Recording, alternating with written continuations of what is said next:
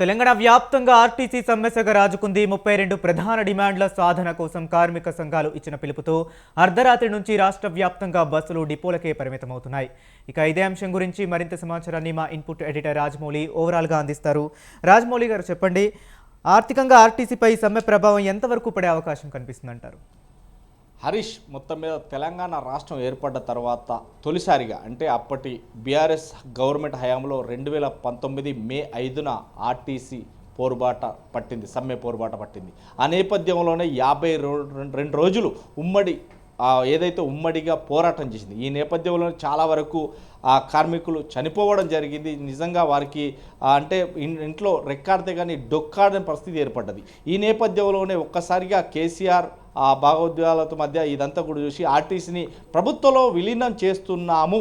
ఈ నేపథ్యంలో మీకు అందరికీ కూడా శుభపరిణామే. అంటే అప్పుడు 52 రోజుల తర్వాత మళ్ళీ ఆ నేపథ్యంలోనే కేసీఆర్ ఫోటోకి లేదా దండలు వేసి పాలాభిషేకం చేయడం జరిగింది. ఈ నేపథ్యంలోనే ఇప్పుడు వచ్చినటువంటి కాంగ్రెస్ హయాంలో ఆర్టీసీకి ఎక్కడ కూడా కుదవలేకుండా ఇటు ఫిట్నెస్లో పాటు మీకు పిఎఫ్ సంబంధించినటువంటి ఇంక్రిమెంట్లు కూడా చేస్తామని చెప్పి కొంతమంది చేశారు. అప్పుడు కూడా ఏదైతే ఆర్టీసీ సమ్మె పోరుబాట సైరన్ మోగిస్తున్నామని చెప్తే అప్పుడు కొంత విశ్వాసం. కానీ ఈ నేపథ్యంలోనే తెలంగాణ రాష్ట్రంలోకి ఎప్పుడైతే ఎలక్ట్రిక్ బస్సులకు నేపథ్యం ఉందో ఆ నేపథ్యంలో సుమారుగా ఒక ప్రైవేటు సంస్థ అయినటువంటి వ్యక్తులకు ఈ యొక్క కేంద్రం నుంచి కావచ్చు లేకుంటే రాష్ట్రం నుంచి కావచ్చు ఎలక్ట్రిక్ బస్సులకు సంబంధించి ఇవ్వడం చేత 2800లకు సంబంధించి అంటే సుమారుగా తెలంగాణ రాష్ట్రంలోనే ఆర్టీసీ కార్మికుల సంఖ్య 44,000 పైచీకులకు ఉంటే నేపథ్యంలో ఒక్కొక్కరుగా అదే రిటైర్మెంట్కి సంబంధించి ఇప్పుడు 35,000 పైచీలకు వరకు మాత్రమే రాష్ట్ర వ్యాప్తంగా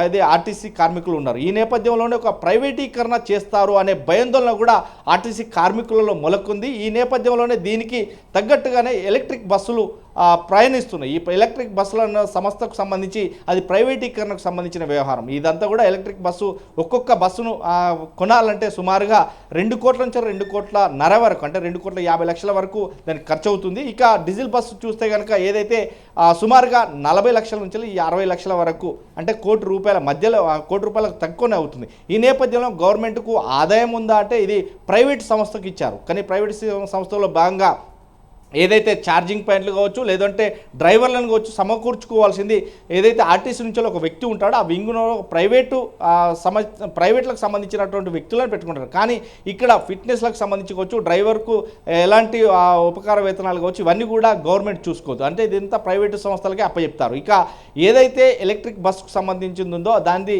గవర్నమెంట్కు లాభమా నష్టం అంటే లాభం లేదు నష్టం లేదు అని చెప్పచ్చు. ఎందుకంటే ఇదంతా కూడా ఏదైతే ఎలక్ట్రిక్ బస్సు వేగవంతం కూడా లేకుంటే పొల్యూషన్ కంట్రోల్కు సంబంధించి అనుకుంటే ఒక్కొక్క బస్సు 2 నుంచి 2.5 కోట్ల రూపాయల వ్యవధి ఉంది. ఈ నేపథ్యంలో గవర్నమెంట్కు ఆదాయం ఎలక్ట్రిక్ బస్సు నుండి అయితే లేదు అనేది చెప్తున్నటువంటి వాదనలు. ఇక ఈ నేపథ్యంలోనే ఏదైతే ప్రైవేటీకరణకు సంబంధించి ఇప్పుడున్న గవర్నమెంట్ అంటే అప్పుడున్న బీఆర్ఎస్ కావచ్చు ఇప్పుడున్నటువంటి కాంగ్రెస్ గవర్నమెంట్ కావచ్చు ఈ 2 ప్రభుత్వాలు కూడా ప్రైవేటీకరణకు ముందు చూపుగానే ఉంటాయి. కాబట్టి కార్మికులకు ఆందోళన అయితే నెలకొంది. 32 ప్రశ్నలకు సంబంధించి ఉంటే ఇందులో 2టికి మాత్రమే అడ్డంకి వేశారు. ఏదైతే కార్మికులను చట్టబద్ధంగా గవర్నమెంట్లో విలీనం చేయకపోవడం ఆర్టీసీని విలీనం చేయకపోవడం. ఇంకొక విషయం ఏంటంటే ఏదైతే ప్రైవేటీకరణ ఎలక్ట్రిక్ బస్సులకు సంబంధించి అదంతా కూడా మాకు సంబంధించి మేము డ్రైవర్ అసోసియేషన్కి సంబంధించుకోవచ్చు కండక్టర్ అసోసియేషన్ సంబంధించుకోవచ్చు మాకే అప్పచెప్పాలని ఆర్టీసీ ఉన్నప్పటికీ మాత్రం అదంతా కుదరదు. అది ప్రైవేట్కి సంబంధించింది.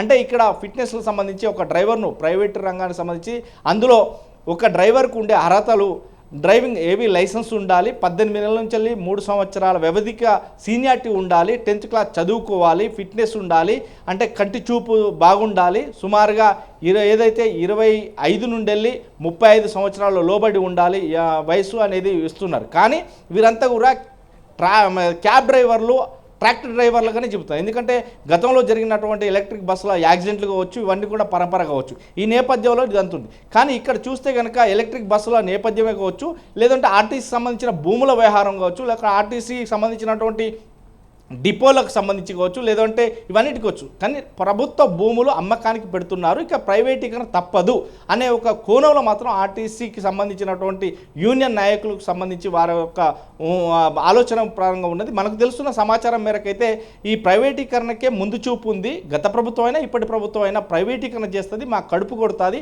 మాకు సంబంధించి కాదు. ఇక జీతభత్యాల వ్యవహారం వస్తే డ్రైవర్లకు 60 నుంచి 70 వేల జీతం వస్తుంది, కండక్టర్లకు 60 వేల నుంచి 65 వేల జీతం వస్తుందని చెప్పడానికి మాటలు తప్ప మా బాధ ఎవరికి తెలియదు.